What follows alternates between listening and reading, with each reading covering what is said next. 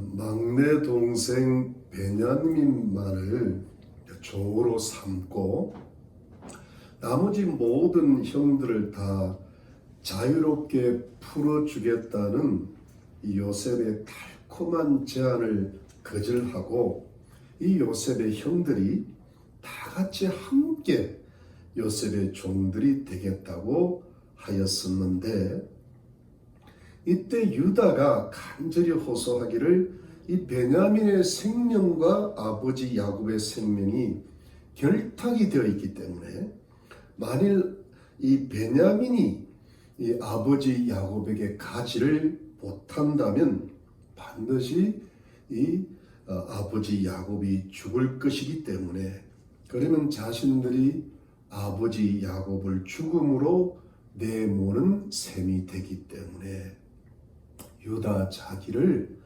베냐민 대신에 종으로 삼으시고 베냐민을 살려주시고 아버지 야곱도 살려주시고 또 형제들까지 다 살려주시라는 유다의 간절하고 간곡한 호소의 말에 요셉은 그만 엄청난 감동을 받게 되었죠.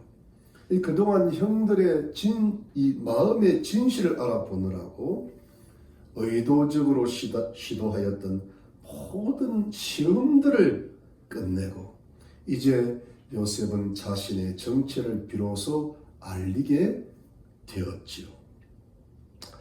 여러분, 여기서 요셉은 이 자신의 감정을 도무지 주체를 못했습니다. 그래서 속히 그 자신의 애굽의 시종들을 다 내어 보냈는데, 자신이 요셉임을 밝히면서 자신의 감정을 주체할 수 없을 정도로 울고 또 울었지요. 많이 울었습니다. 크게 울었습니다. 성경은 방성대곡을 했다고 하였습니다. 여러분, 요셉이 얼마나 많이 울고 크게 울었는지 그 소리가 애굽 사람들에게도 들리고 바로 왕의 궁중에까지도 들렸다고 하였죠. 아마 바로 왕이 사는 궁궐이 요셉의 집 아주 가까이에 있었던지, 또는 요셉이 운다는 소식을 들은 애굽 사람들이 바로 왕에게 알려주었을 것입니다. 아무튼 요셉이 많이 더 울었어요. 여러분, 이 요셉의 눈물에는 여러 가지 의미가 담겨 있을 겁니다. 그동안 노예살이, 감옥살이 하면서 고생하면서 참아왔던 눈물이 있었고, 또한 형들이 자신을 미워하여 죽이려 하다가 노예로 팔았던 그 가슴 아픈 상처에 대한 눈물이 있었고, 그러나 그럼에도 불구하고 이 요셉이 하나님을 경외하는 신앙으로 인해서 형들을 기꺼이 용서하고자 다짐했던 용서와 사랑의 눈물이 들어있었고, 그리고 아버지 야곱과 동생 베냐민을 너무나 보고 싶어 했던 그리움의 눈물도 있었을 것입니다. 그리고 참으로 다행한 것은 형들이 지난날의 죄와 잘못을 깨닫고 하나님 앞에 회개하고 하나님을 경외하는 올바른 신앙과 인격으로 성숙하게 되었다는 것을 알게 됨으로써 그것이 참으로 다행스럽고 감사해서 흘리는 눈물도 들어있었을 것입니다. 이런 모든 그런 여러 가지가 복합된 눈물이니까 그 눈물이 주체할 수 없을 정도로 터져 나왔을 것입니다. 아무튼 여러분, 요셉이 형들과 동생 앞에서 자신이 요셉인 것을 밝혔어요. 그러니 어떻게 되었겠습니까? 형들이 너무나 놀랐겠죠. 형들이 얼마나 놀랐던지 어떤 대답도 못할 정도가 되어버린 겁니다. 그야말로 너무 놀란 겁니다. 아니, 어떻게 자신들이 노예로 팔았던 이 요셉이 이렇게 당시 초강대국이었던 애굽의 총리 대신이 될 수 있겠느냐는 거예요. 그리고 자신들을 지금까지 엄하게 대우하면서 이모저모로 궁지에 몰아넣었던 사람이 과연 자기 동생 요셉이라는 말인가요?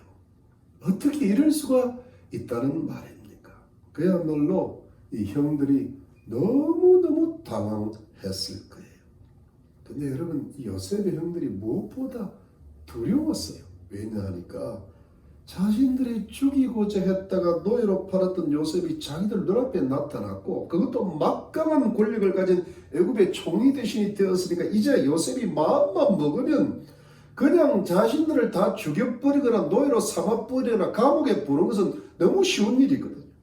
그러니까 얼마나 두려웠겠어요. 그야말로 놀라워하면서도 무섭고도 두려웠을 거예요. 요셉이 이것을 모를 리가 없죠. 요셉은 형들의 마음을 잘 알고 있습니다. 그래서 요셉은 형들을 자기 가까이 오게 하고 어떤 말을 합니다. 여러분, 사절 한번 보실까요? 사절 말씀에 보니까 요셉이 형들에게 이르되 내게로 가까이 오소서. 그들이 가까이 가니 가로되 나는 당신들의 아우 요셉이니 당신들이 애굽의 판자라. 여러분, 이게 무슨 뜻이냐 하면 나한테 가까이 오라는 겁니다. 그러면서 내가 분명히 당신들의 동생 요셉인데 여기에 요셉이 한 가지 말을 덧붙여요. 나는 당신들이 애굽에 팔았던 사람이라. 여러분, 이 나는 요셉이라는 말 자체도 놀라운데 거기에다가 당신들이 애굽에 팔았던 사람 이러면 어떻게 됩니까? 그야말로 형들의 마음이 혼비백산하거든요. 그야말로 자기들이 20년 전에 저질렀던 그 죄를 지적하는 말이다 말이에요. 이건 굉장히 두려운 말이거든요. 이것보다 더 두려운 말은 없는 거거든요.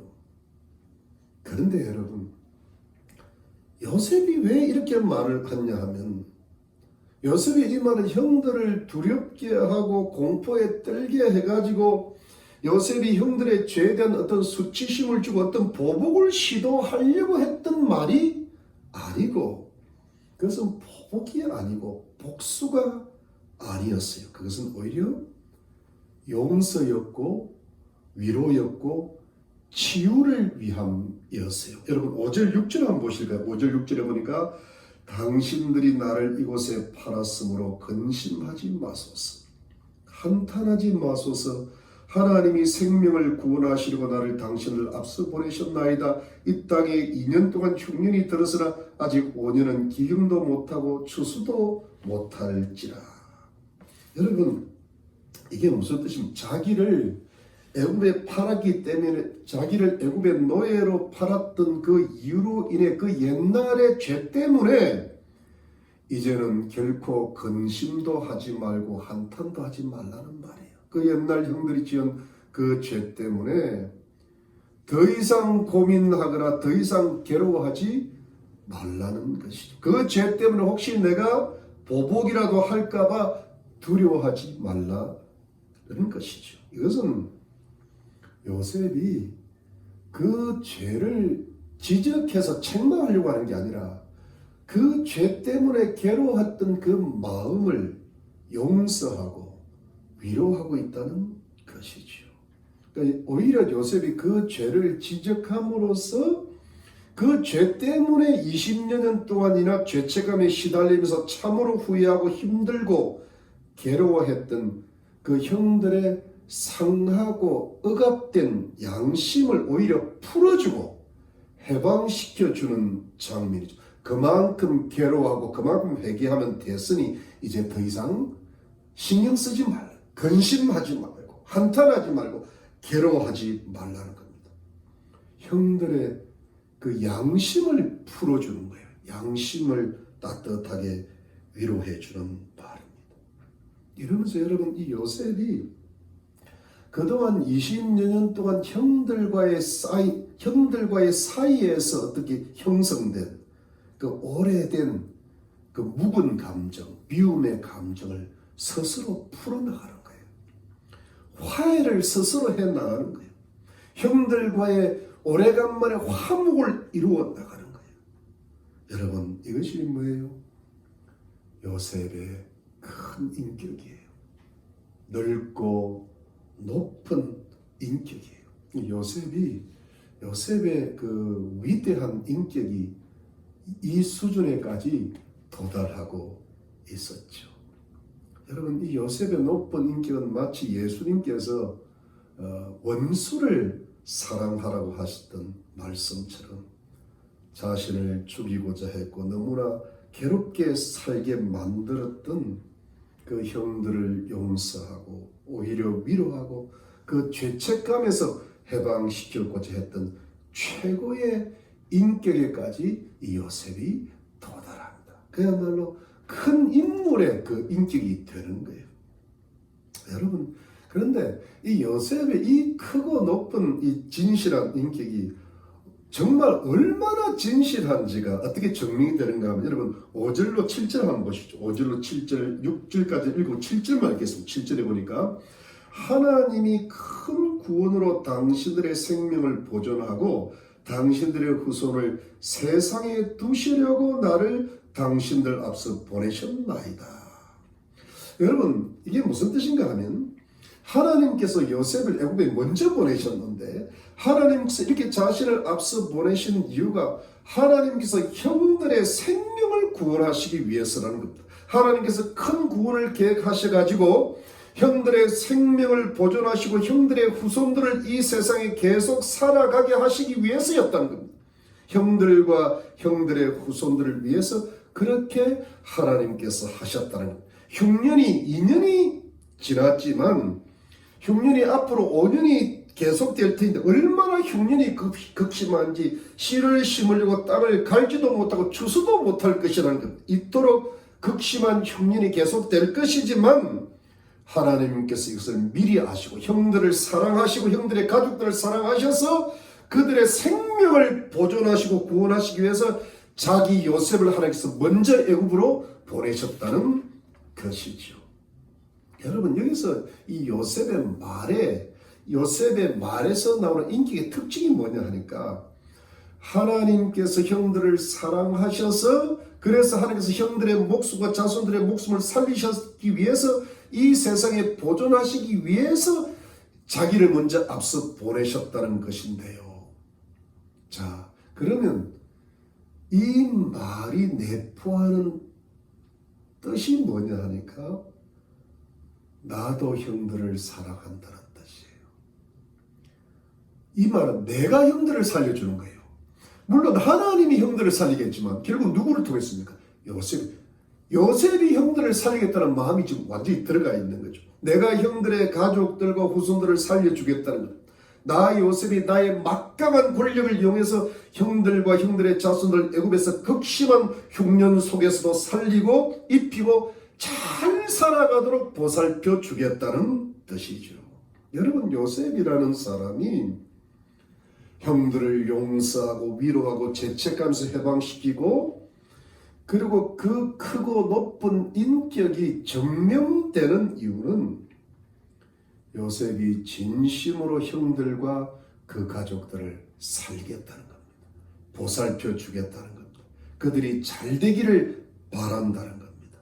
형들이 진심으로 애굽에서 잘 살아갈 수 있기를 바라고 실제로 도와주겠다는 것이거든요. 여러분, 우리가 이 요셉의 진실된 인격에서 볼 수 있는 것은 여러분 이런 거잖아요. 용서한다고 하면서 오히려 죄를 지적하면서 상대방을 죄책감에 시달리게 하고 또 두렵고 떨게 만드는, 그러면 어떻게 돼요? 정말 용서하는 마음은 아니고요. 오히려 상대방을 정죄하는 마음이 들어가죠.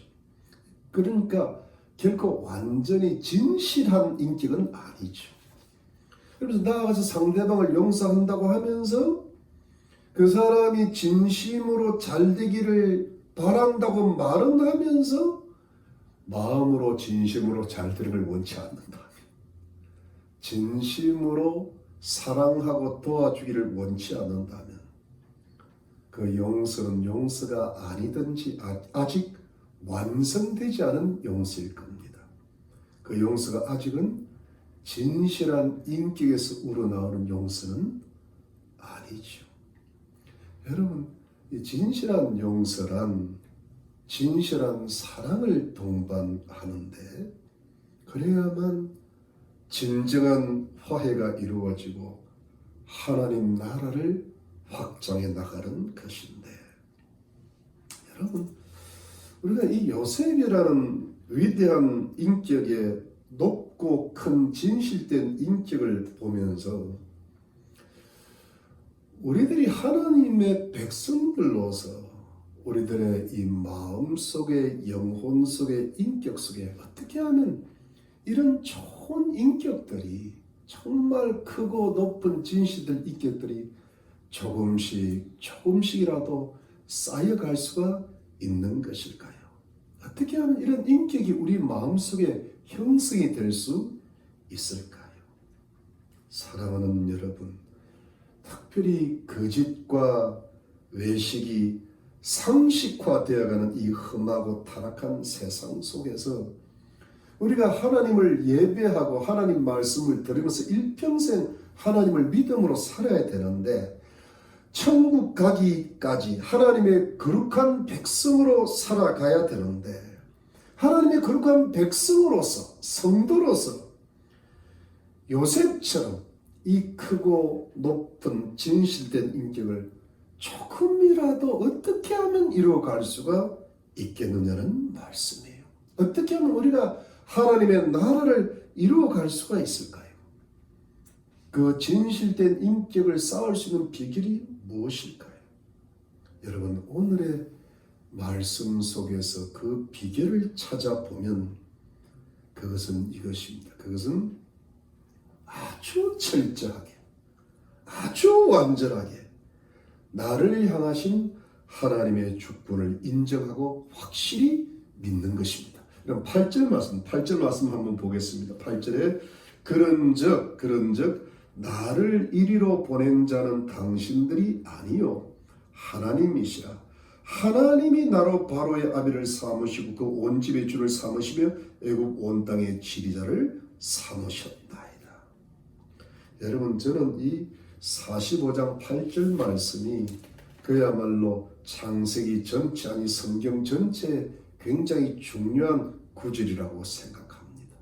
이것은, 이 말은 요셉의 엄청나고 완전하고 결정적인 신앙 고백이라고 믿습니다. 이것은 여러분, 요셉이 완전히 인간적이고 자기중심적인 생각을 벗어나 버린 겁니다. 그리고 오직 하나님을 향한 신앙의 고백입니다. 그것은 나를 이리로 애굽으로 보낸 자가 형들이 아니라는 겁니다.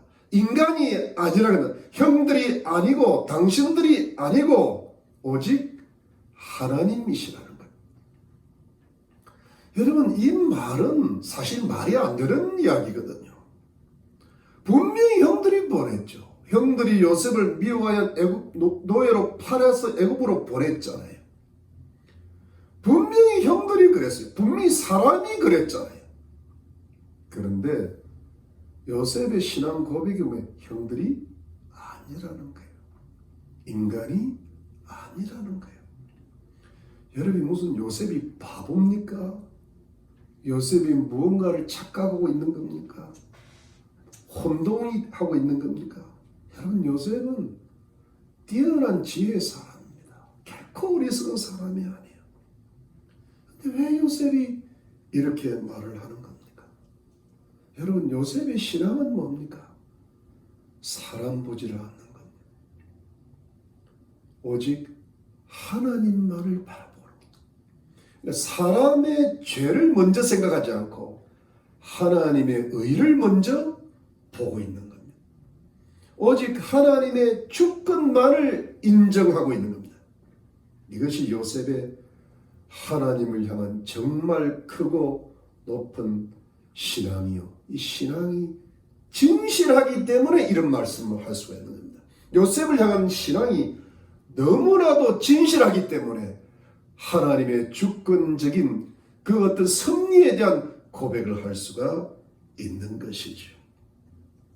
사랑하는 여러분, 요셉은 괴롭고 힘들고 아팠던 그의 인생 속에서도 그의 마음과 뜻과 정성과 목숨을 다하여 하나님을 사랑했고 하나님을 경외했고 섬겼고 의지하였습니다. 그래서 요셉은 자신을 향하신 하나님의 절대적인 주권을 믿었습니다. 자신에게 일어나는 모든 일이 전적으로 하나님께서 하시는 일이라고 믿었습니다. 여러분, 예수님께서 말씀하셨듯이 참새 한 마리도 하나님의 허락이 아니면 안 떨어진다는 말씀처럼 믿었습니다. 그래서 자신을 이 애굽으로 보내신 분이 진짜 하나님이시라고 진심으로 믿고 가히 절대적인 신앙으로 고백하고 있는 것입니다. 자신이 노예살이 하게 하신 분도, 또 노예살이 가운데서 형통함을 주신 분도, 자신이 억울하게 감옥살이 하신 분도, 또 감옥살이 하면서 형통하게 하신 분도 모두 다 하나님이시라고 고백합니다.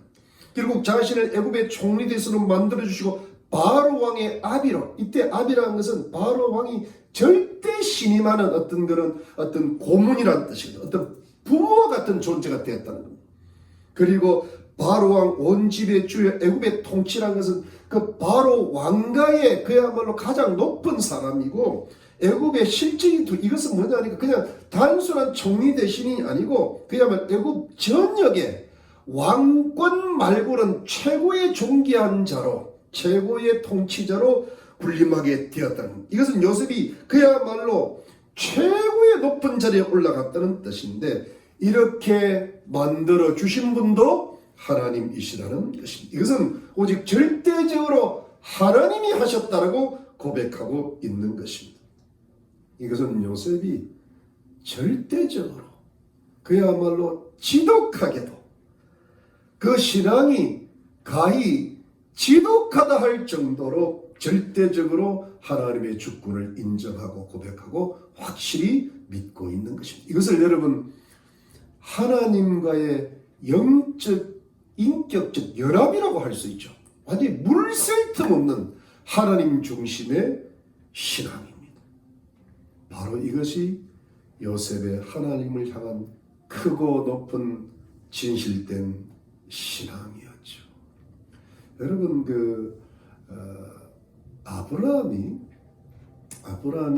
하나님께서 시험하실 때 아들 이삭을 번제로 잡아 바치라고 그랬을 때 그야말로 그 말씀에 순종함으로써 하나님을 경외하는 신앙의 사람으로 하나님의 인정을 받잖아요. 여러분 다니엘이 자신이 죽을 위험에 처함을 알면서도 예루살렘을 향하여 하나님께 기도하는 것을 멈추지 않았고 결국 사자굴에 들어가서나 하나님께서 살려주셨을 때 그 다니엘의 완전한 신앙이 증명이 되었잖아요. 그와 같은 수준. 그야말로 요셉이 하나님을 향한 신앙의 진실함에 자신의 인생과 운명과 목숨을 모두 다 걸었던 그야말로 진실된 신앙의 최고의 어떤 모습을 보여주고 있습니다. 왜 제가 신앙을 이야기하는가 하면 하나님을 향한 크고 높은 최고의 진실한 신앙이 되니까 이 신앙이 요셉의 영혼에 확고한 기초가 되고 든든한 토대가 되니까 움직일 수 없는 신앙이 되니까 그 위에 비로소 크고 높은 진실한 인격이 형성되고 있었던 것이죠. 그러니까 요셉의 눈에 뭐가 보입니까? 형들의 죄가 안 보이고 하나님의 섭리가 보이는 거예요. 이것이 뭐예요? 인간적인 것들을 진짜로 이겨내고 있는 거예요. 사람이 보이는 게 아닙니다. 하나님이 보여요. 여러분 요셉은 지혜로운 사람이거든요. 이게 조금만 좀 쉽게 말씀드리면 왜 요셉의 눈에 형들의 죄가 생각나지 않았겠습니까? 다만 그 형들의 죄가 요셉의 가슴 속 깊이, 영혼 속 깊이 요셉을 무너뜨릴 정도로 들어오지를 않는 겁니다. 왜냐하면 요셉의 가슴 속에는, 요셉의 영혼 속에는 하나님의 사랑과 그 승리와 하나님의 의가 가득 차 있었기 때문에. 그러니까 요셉이 상처를 받아도 결정적으로 받지를 않는 겁니다. 요셉의 속에 그 상처가 들어갈 수가 없는. 왜? 하나님이 살아계시니까. 하나님의 성령이 역사하시니까.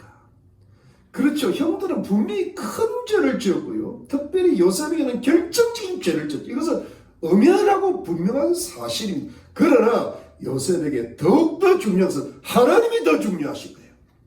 하나님께서 형들의 죄를 이용하셔서 완전히 선으로 바꾸셨다는 것이죠. 이것은 하나님의 의고 섭리고 사랑이고 이것은 하나님의 주권이라고 확실히 믿었죠. 여러분, 유대인들이 예수님을 십자가에 못 박아 죽게 하였는데, 그러나 하나님께서 이 악한 유대인들의 죄를 이용하시고 역용하셨죠. 예수님을 통해서 인간 영혼이 구원을 받을 수 있는 길을 활짝 열어 놓으셨거든요. 이것이 인간의 죄를 역이용하시는 하나님의 의고 섭리고 사랑인 것이고, 이것이 하나님의 절대적인 주권이고 역사를 인도하시는 것이죠. 여러분, 우리들의 인생이 뭐냐 하니까 우리들의 죄도 문제가 되고 상대방 사람들의 죄가 문제는 되지만 우리 인생의 초점과 핵심은 인간의 죄가 아니라는 거예요. 우리들의 인생의 가장 큰 초점과 핵심은 하나님의 의와 섭리와 사랑의 주권이라 해야 된다. 우리는 하나님 앞과 사람 앞에 죄를 지을 수밖에 없지만, 그러나 그것이 우리 인생의 어떤 핵심이 아니라는 거예요. 우리 인생의 핵심은 하나님이에요. 하나님의 사랑과 의와 뜻이라는 거예요. 이것이 정말 높은 신앙으로, 큰 신앙으로 우리를 인도하는 진실된 신앙인 줄로 믿으시기를 바랍니다. 이 신앙이 우리의 영혼에 가득 찰 때, 하나님의 말씀과 성령이 가득 찰 때 우리 눈에는 사람이 보이지 않고 하나님을 먼저 보는 그런 신앙이 만들어지죠. 사람이 한 것이 아니라 하나님이 하셨다고 믿는 것이죠. 이렇게 완전히 고백한, 여러분, 이게 왜 중요하면 이 자체가 영적인 싸움이거든요. 왜? 사람이 뭘 잘못했다고, 사람이 죄를 지었다고 자꾸 우리가 생각하기 쉬운데, 아니야. 모든 것을 하나님이 인도하시고 거기는 하나님의 섭리가 있고 사랑이 있고 하나님의 의고 하나님의 주권이 있으라고 스스로 믿는 것이 영적인 싸움이거든요. 그래야 우리 영혼이 하나님의 은혜로 차게 되고 하나님의 진리로 충만하게 될 줄로 믿는 것입니다. 그럴 때 여러분 뭐예요?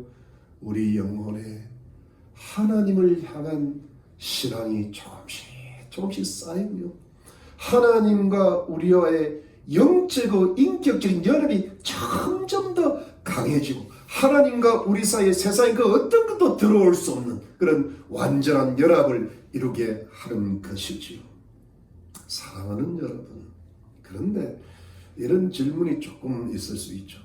왜 하나님이 나에게 그렇게 하셨을까요? 왜 하나님께서 사람들의 그 사악한 죄를 이용해서 나를 그토록 괴롭게도 만드시고 고통스럽게 하셨을까요? 나를 향하신 하나님의 의가 무엇이고 섭리와 사랑과 은혜를 무엇이고 나를 어떻게 인도하고 계시는 걸까요?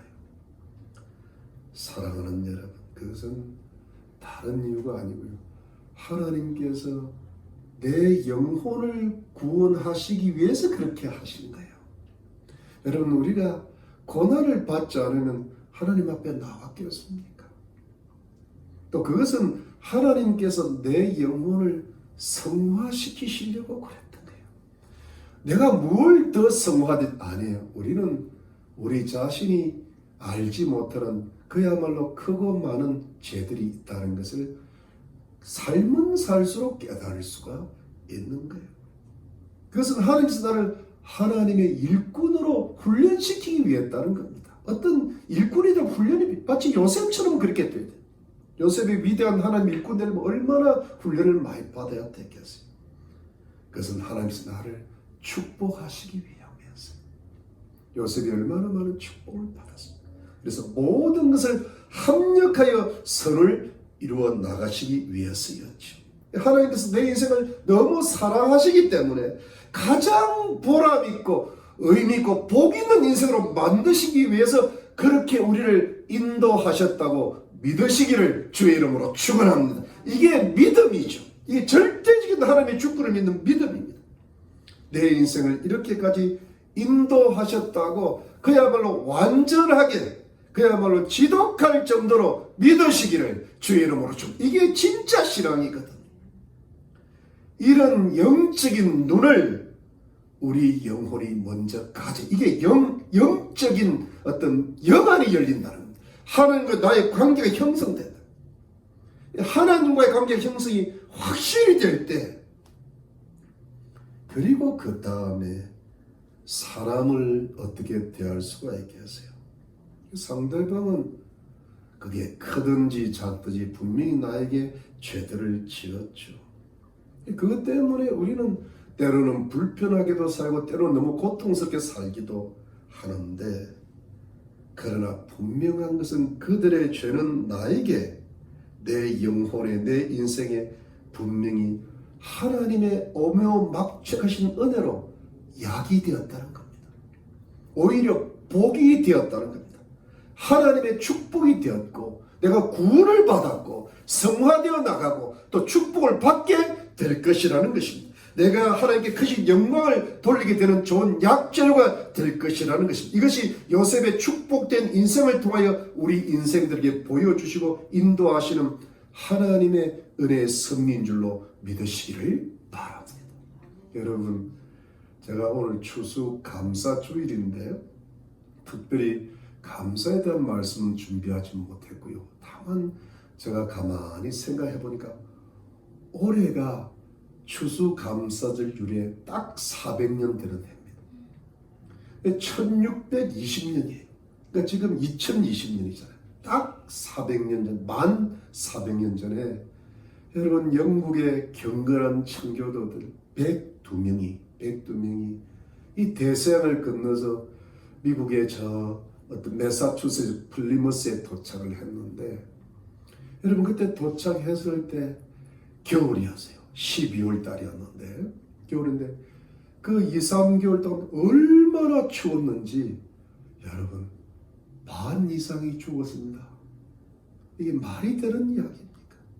신앙의 자유를 찾아서 경건한 신앙을 위해서 이 땅에 도착했는데 반 이상이 죽었어요. 그래도 건장한 사람 6명, 7명이 열심히 노력해가지고 노약자들을 돌보고 하고 또 봄에 씨를 뿌리고 해서 가을이 돼가지고 또 야생 칠면조도 잡고 또 호박파이도 굽고 감자도 으깨가지고 추수감사절을 예배를 드리고 주위에 자기들을 도와준 인디안들을 초청해서 같이 식사를 나누고 감사 예배를 드렸는데 그것이 추수감사절의 시초였잖아요. 근데 여러분 가만 그때를 생각하면 지금하고 어쩌면 비교할 수 없을 정도로 고통을 당한 거예요. 함께 왔던 가족들이 반 이상이 죽었습니다. 그게 무슨 감사 예배가 있겠습니까? 이렇게 고생했는데 그래도 하나님이 우리들을 여기까지 인도하신 줄 믿고, 그리고 하나님께 감사 예배를 드리니까 어떻게 되세요? 그 신앙을 받으셨던 거예요. 주님이 그 감사를 받으시고 미국을 400년 만에 전 세계를 통치해 나갈 수 있는 위대한 나라로 만들어 주신 것으로 믿는 것입니다. 왜? 하나님이 하셨다라고 믿는 신앙을 주님이 그토록 기뻐하셨던 거예요. 그래서 그 신앙이 정말 진실함이 증명되니까 하나님이 모든 면에 있어서 세계 최고의 축복을 주신 나라가 된 줄로 믿는 것입니다. 사랑하는 여러분, 우리가 그런 신앙을 가졌다면 사람들을 어떻게 대해야 될까요? 여러분, 우리가 어떤 물샐 틈 없는 신앙으로 하나님의 주권적인 섭리를 내 영혼 속으로 받아들인다면 그 사람들은 죄를 지었고 그 죄에 대한 대가는 치러야 되겠고 회개를 해야 되겠지만 나는 어떻게 돼야 될까요? 내 입장에서는 그 사람을 용서할 수 있어야 된다는 거예요. 오히려 그 사람을 위로하고 또 오히려 그 사람들을 살려주고 영혼 구원을 위해서 노력하고 그들이 진심으로 잘 되기를 바라야 된다는 것입니다. 왜요? 하나님이 모든 걸 이루어 나가시기 때문에 나는 사람들의 죄를 정죄할 자격은 없고 용서할 인격만 있어야 된다는 겁니다. 왜요? 하나님이 하셨으니까. 하나님이 그들로 죄를 짓게 하셨던 게 아니라 그들이 죄를 짓는 것을 허용하심으로 그걸 이용하셔서 결국은 나에게 유익하게 복이 되도록 분명히 만드셨다고 믿기 때문이죠.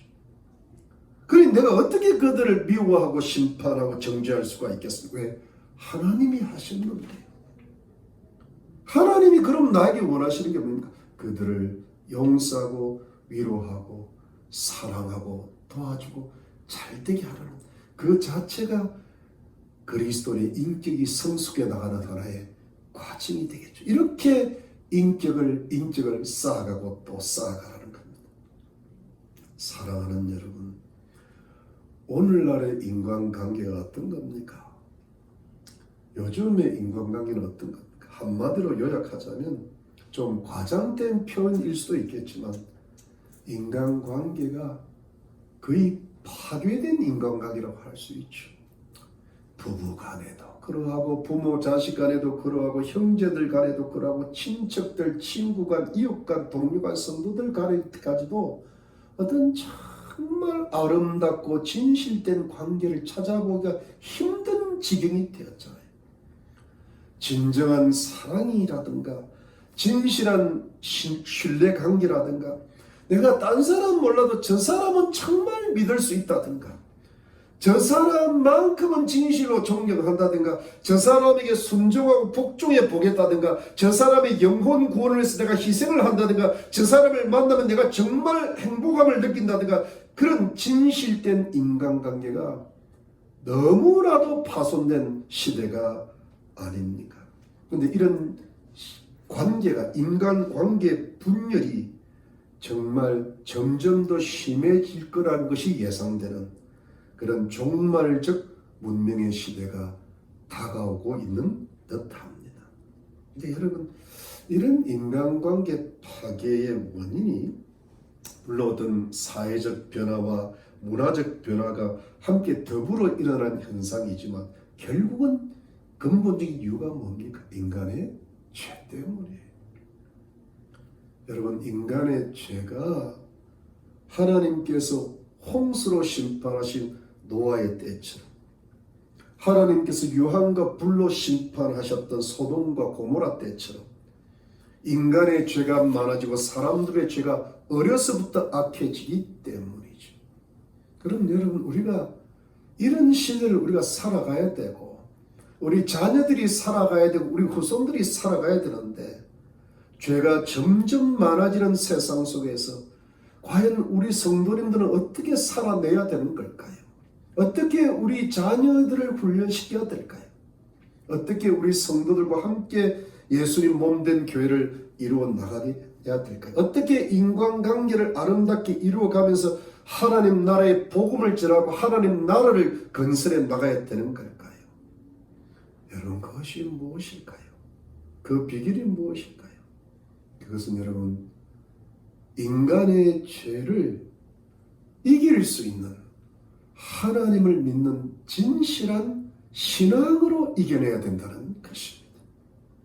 여러분, 점점 이 죄가 많아지다 보니까 하나님을 향한 신앙이 진실되지 못하고 거짓이 많고 싸구려 같은 어떤 신앙으로 돼갈 때 우리는 인간이 만든 죄를 이길 수가 없고 하나님을 바라보기보다는 사람을 바라볼 수밖에 없고 하나님의 의를 바라보기보다는 사람의 죄를 바라볼 수밖에 없는데 이것을 이길 수 있는 이 마지막 시대를 이길 수 있는 힘은 뭘까요? 그것은 하나님을 향한 진실한 신앙인 것입니다. 상대방이 나에게 죄를 지었다 하더라도 이것을 하나님께서 나의 유익을 위해서 하신 것인 줄로 완전히 믿음으로써 상대방의 죄를 용서해 나갈 수가 있는 것이죠. 오히려 위로하고 사랑해 줄 수가 있는, 상대방을 살려주고 상대방이 잘 되기를 진심으로 바랄 수 있는, 그래서 하나님 나라를 확장할 수가 있는 것입니다. 왜냐하면 죄를 이기게 하시는 분은 오직 하나님이시기 때문에, 하나님께서 예수 그리스도의 십자가의 피로 말미암아 내 흉악한 죄들도 다 씻어주실 거다. 하나님께서 내 죄를 모두 씻어주시지, 나도 하나님을 믿는 믿음으로 상대방의 죄를 용서하고 위로해야 될 줄로 믿는 것입니다.